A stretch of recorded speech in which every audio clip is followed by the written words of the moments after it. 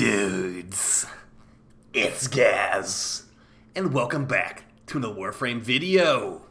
So we got another episode this weekend. Warframe will go the entire weekly reset, and I have a new computer as well, so things might look a little bit different, hopefully a little bit better. We're live on stream right now doing some giveaways, and also going to be doing the weeklies with viewers, so come on, stop by if you haven't already. Alright, we've also got some great stuff happening in Warframe this week, such as a massive big dev stream on the next big update. And we've also got Necros Prime coming back from Resurgence. He's been vaulted for quite a while, so yeah, great stuff. And also a new weekly alert, a weekend alert as well. First things first, though, at Teshin we got 50,000 Kuva for 55 lessons. Technically a discount, and you of course get your normal Kuva here too. So yeah, on Thursday we have... So here's basically your breakdown of stuff happening this week in Warframe, if you're playing Warframe this week. On, I believe it's on Thursday, we're going to have the new Necros Prime Resurgence returning with the Tigress and the Galatine. And maybe DE will announce some new Incarnons on their dev stream, but maybe not. That would mean that the Tigress could be an Incarnon, technically. But yeah, so Thursday we have the new Resurgence. Friday we have the new Ghoul Alert. Also, yeah, you might have noticed, too, that loaded a lot faster than usual because my new PC is a lot stronger than my previous one.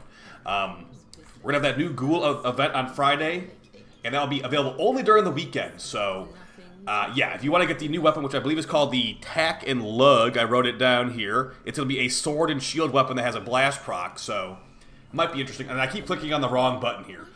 So here we go. I finally got it. So at Archides Wares, we have some pretty decent stuff this week. We got a Archon Catalyst Blueprint for 20 Pathos. Basically, relatively easy to get that for not spending plat.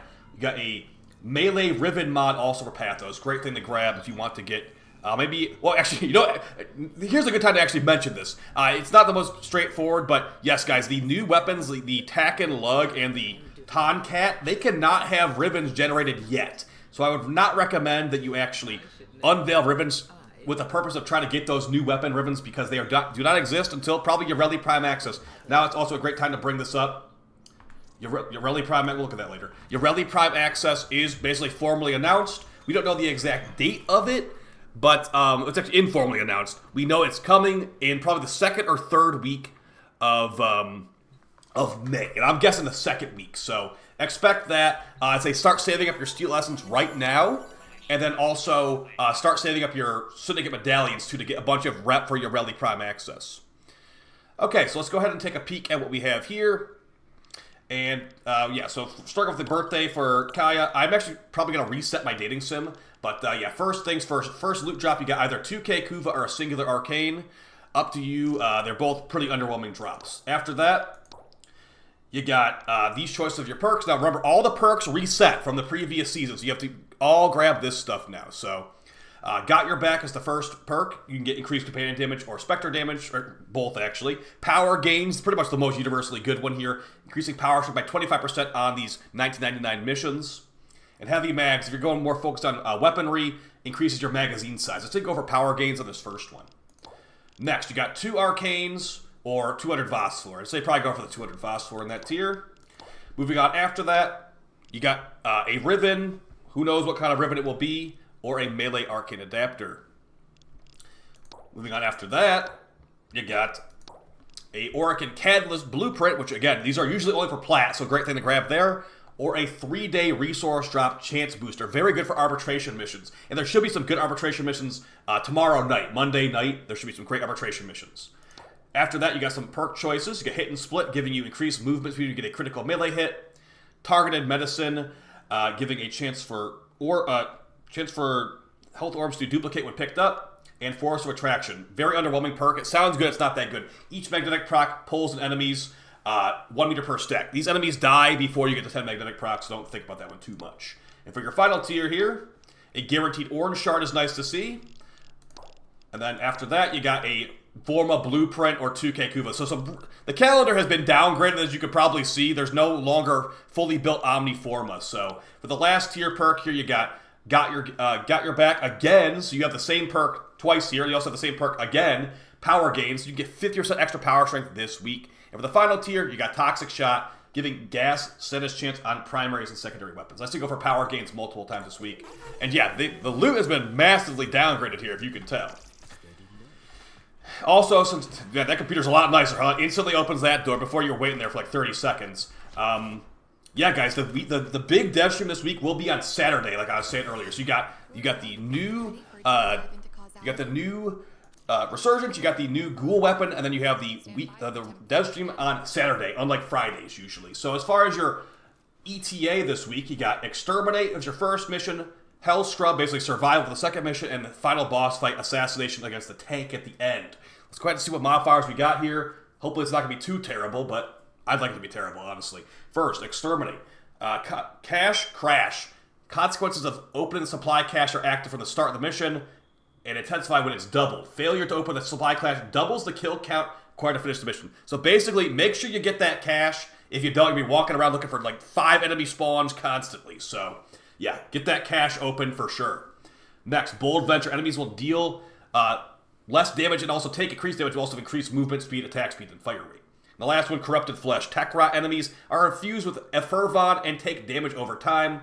They explode when killed and leave behind deadly Effervon on their way. Basically, just make sure you beat the cache. That's the main thing here. Cache is the most important thing here. Moving on to Hell Scrub. Hold your breath means toxin procs will be constantly hitting you over time, but if you're nearby a Hell Scrubber, you won't get toxin procs. So hopefully you got a Wisp on your team. Additionally, Devil's Bargains here. Allies with a 4 meters of slight enemy have a increased drain of ammo, basically, and increased fire rate, too.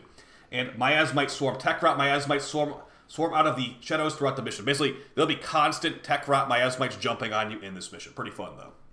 And for the final fight, the Assassination, Reinforcement. Reinforcements will arrive during the fight. First Scaldra, then Tech Rot. Okay, so extra enemies will spawn. Shouldn't be that big of a deal. Beyond the Wall, Murmur enemies join the ranks of Scaldra and the Tech Rot. Okay, still shouldn't be a really big deal. And Artillery Beacons. When killed, Scaldra troops drop artillery beacons that become bombardments. That might be a little bit annoying, but yeah, these are not that bad of modifiers, just like basically extra enemies in the boss fight. For your individual modifiers, you got Fractured Armor. Casting ability reduces your armor for 10 seconds. Ammo deficit. Reduced ammo from drops and gear. Hypersensitive. Duration of negative status procs is tripled. And secondary wounds. Gain a puncture status effect every time you take damage. So, triple durations, puncture status effects constantly. Puncture status effects make you deal less damage, so unfortunate on that front. I've got the Kuva, Brahma, Cedo, and Archon, so hopefully the Cedo will carry me through this. Either way, guys, it's a great place to get some Archon shards once you're rank 5. And yeah, they did not rotate the Coda weapons because it's not actually supposed to be on weekly reset. The Coda weapons will rotate tomorrow night, actually. So now that we've taken a peek at that, looks like a pretty easy EDA if you haven't unlocked it for rank 5. Let's go ahead and take a look at the other Elite Weekly mission on the Kavia's Basements. Yes, we're going to do these missions on stream. I'm really hoping to get some red shards here because I'm a little bit bottlenecked on red shards, to be honest. I've been making a lot of purple shards, but maybe made a little bit too many purple shards. Not enough red shards sitting around. Okay, so we got Exterminate, Mirror Defense, and Disruption as your mission types over here. And the modifiers will be as followed. Fissure Cascade. Enemies will level up over time. Destroy the Void Fissures to make them stop leveling up. Hostile Regeneration. They're going to be constantly regenerating health. And Exploding Potential. Rupturing Fragment, like the crawling arm enemies, will explode and deal a lot of damage to you instead. Mirror Defense, everyone's favorite because you can fail it. I'm just kidding, it's not everyone's favorite. A lot of people don't like this one. Glyph Inflation. To activate the security system, you need twice as many Voscine glyphs.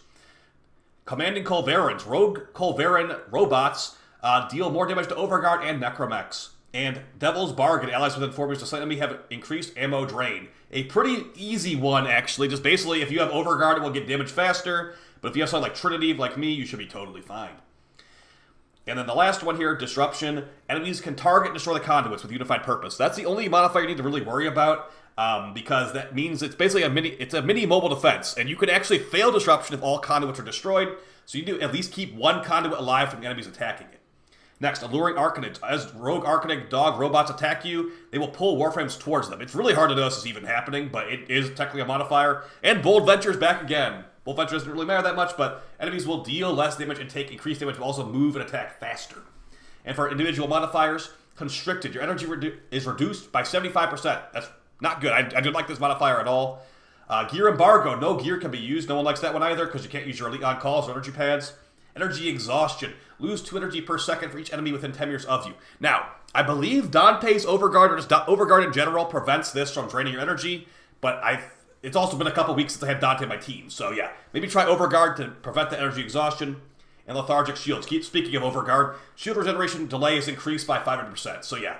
Trinity will be great here. Frames that can restore shields quickly will be great here. And also frames that can restore energy will be great here too. So I'm going to be definitely bringing Trinity, I'm thinking, here on this weekend, or this weekly reset. So good luck getting that stuff. We got a guaranteed shard at Bird 3. It's a blue shard. So yeah, we've got a lot of those, but still pretty useful for things such as energy max. And then they're also useful to be turned into green or purple shards too.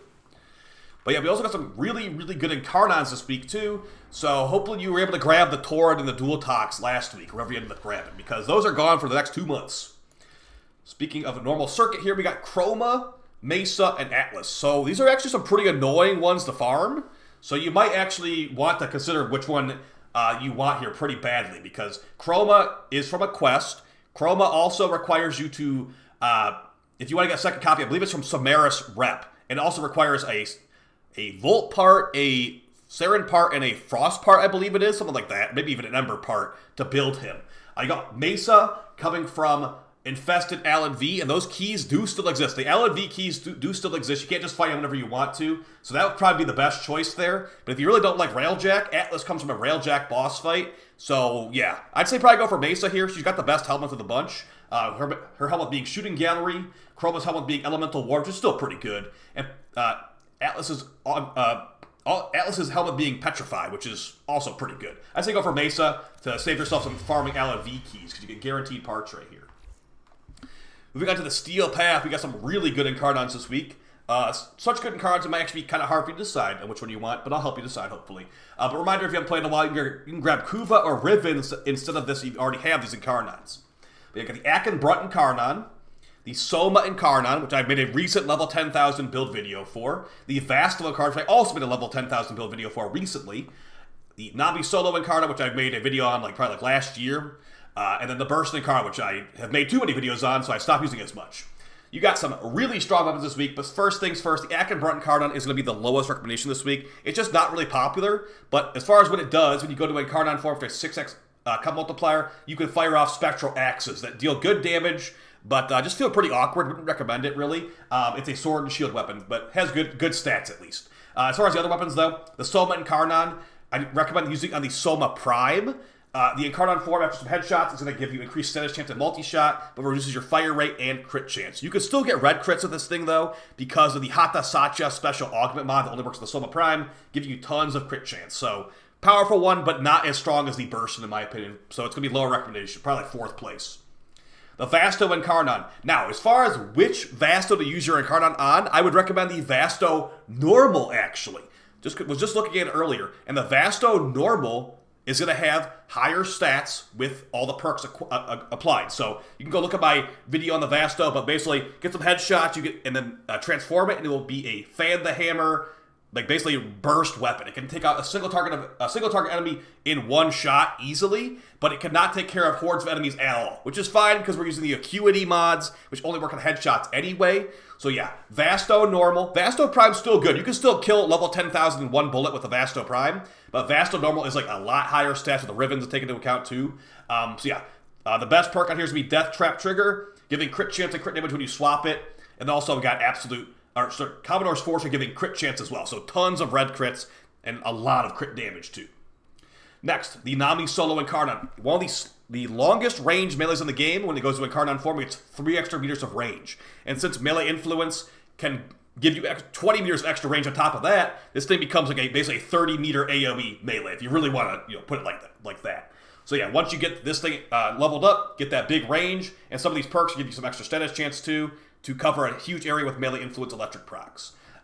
Thing to keep in mind, though, if you're rolling a Riven for this thing, -slash can help, because melee influence does not spread IPS procs, like impact, puncture, slash, only spreads elemental procs. So slash procs will dilute your weighting and make it where you're getting less electric procs to AoE spread. And for the Burst Incarnon, this is the best one this week. It's I want to call it infinite ammo. It gets 500, 600 ammo, Incarnon ammo, and it becomes full auto in the Incarnon form with some headshots. This thing has built-in fire damage and a little bit of AoE on it.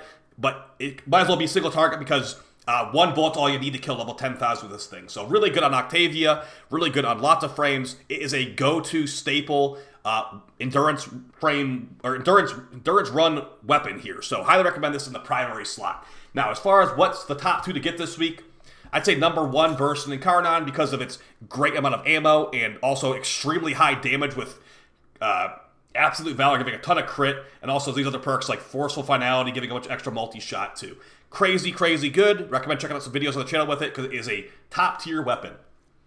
Second place will be more up to you. Do you want a crazy long-range melee? Go for the Nami Solo. Or do you maybe have the melees, your melees are under control. You have like the Praetos or whatever for movement speed. The Vasto Incarnon is extremely good for taking out a single enemy. But yeah, the bursting could technically take care of that too, but it is in the primary slot whereas it's in the secondary slot. I'd say number 1, number 2, Nami Solo, with number 3 being Vasto, and number 4 being Solo, with number 5 being Akin Brunt, just because nobody really uses it. But it's still strong enough at the end of the day. So hope that was helpful to you guys. Let's go over the Nightwave. Now the Nightwave is going to be ending in about 17 days. So you have like 2 weeks to finish the Nightwave up and get your Biotic Rounds augment at like rank 25, which is a very, very good augment. But yeah, if you don't do that, this will be, who knows when this will come back, if ever. So yeah, you have like 17 days. It ends on the 21st. So for your Nightwave challenges here, you got complete 3 mobile defense missions, complete 1 sword, and for your elite weeklies, kill the Exploiter Orb, and then also find 1 free 1 captured Solaris using a Granum Crown, which is funny they make that an elite weekly, but it is. So as far as your permanent weeklies, kill 30 Eximus, complete 15 missions, and kill 500 enemies. For your Nightwave cred offerings here, we've got your Evergreens at the top. You also might notice too, I've changed my menu scale so you can see more stuff without scrolling here. But yeah, you get your Evergreens at the top. So if you are trying to use your Nora creds before the season ends, I'd recommend Nightane, because you can use it to build Omniforma if you really want to build Omniforma. You could grab mainly some augment mods or aura mods to sell for platinum could be good. But yeah, Nightane is one of the best places to get Nightane. If you do want to end up crafting this Omniforma, this is the best place to get it. So maybe think about that. We got other things like helmets here too. If these helmets are interesting to you, go ahead and grab them. But as far as augment mods, we've got Efficient Beams to Convetrix, Range Advantage for the Actigara, Metamorphic Magazine for the Gorgon, and Precision Strike for the Toncord, also Combat Reload for the Tigris. I'd say maybe grab Metamorphic Magazine to petrify enemies for the Tigris, the Gorgon, and then if you're planning to use the Convetrix, you need the Sufficient Beams Augment mod. But yeah, beyond that, Steel Charge is a good Aura mod, and also Double Tap's pretty good in the Latron too, so maybe grab that for the Latron down here. Beyond that, pretty standard stuff with the Mastery Fodder being the Jaw Sword, Heat Sword, and Heat Dagger. And yeah, that's basically it for your weekly reset, guys. Oh, no, it's not. You still got the Archon Hunt, too. I'm going to forget the Archon Hunt. It's almost that for your weekly reset. But you got the Owl Archon here with the mission types being defense, or mobile defense, and the final boss show. I thought it said defense twice there, but yeah. Looks like a pretty long Archon Hunt for your blue Archon Shard. Now that's basically your weekly reset, guys. You get a massive dev stream on Friday, or Saturday, that does not have any drops. So keep that in mind. But don't expect any Twitch drops on that one. But hey, if you're watching my stream, you'll still get a giveaway at least of hopefully an Omniforma bundle for you. So see you guys in the next video. Appreciate all the support. Hopefully the new computer stuff looked nice. I think it's looking pretty nice. And I'll see you guys next time. Peace.